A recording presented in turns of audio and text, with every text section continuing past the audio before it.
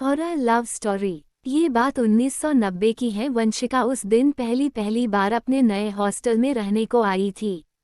वैसे वो ऋषिकेश में रहती थी, पर उस समय वहाँ ज़्यादा सुविधा ना होने की वजह से देहरादून के एक गर्ल्स कॉलेज में एडमिशन लिया और साथ में उसी कॉलेज के हॉस्टल में रहने लगी।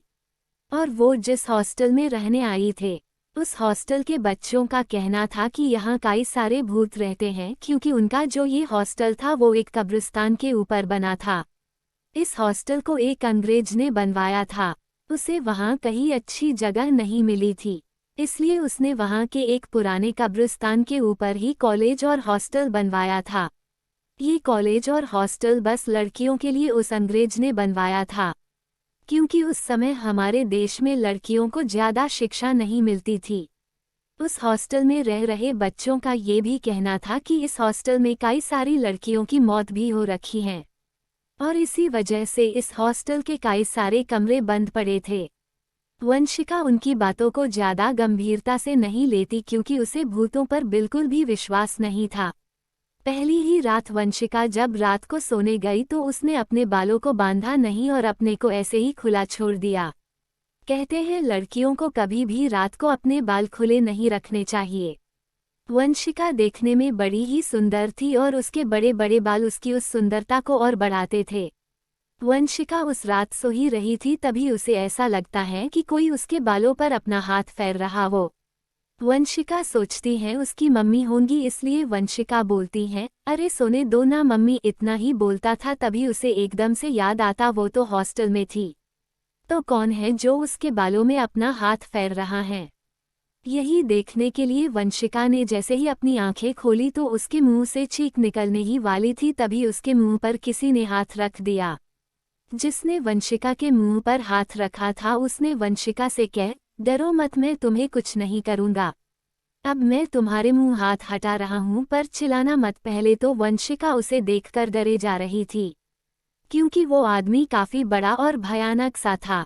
वंशिका फिर हिम्मत करते हुए उससे पूछती है, कौन हो तुम। वंशिका की बात का जवाब देते हुए वो आदमी बोलता है, मैं एक जिन हूँ, मैं यहीं से जा ही रहा था, तभी मेरी नज़र तुम पर पड़ी और मैं तुम्हारे पास आ गया। पता नहीं जिन की बातें सुनकर या जिन की आंखों में देखकर वंशिका का डर भी खत्म हो गया था, और बातें करते करते दोनों में दोस्ती भी हो गई थी। कहीं ना कहीं वो जिन वंशिका को पसंद करने लगा था, इसलिए वो रोज रात आता और वंशिका के बालों के साथ खेलने लगता। उसके आते ही वंशिका भी जग कर बैठ जाती और पूरी रात बातें करते रहती। वो जिन रोज रात को आता तो था, पर वंशिका के अलावा किसी और को नहीं दिखता था, और वंशिका के साथ के रूममेट उसको पागल समझने लगे थे, क्योंकि वो सोचते थे कि वंशिका रात में अकेले अपने आप से ही बातें करती रहती हैं।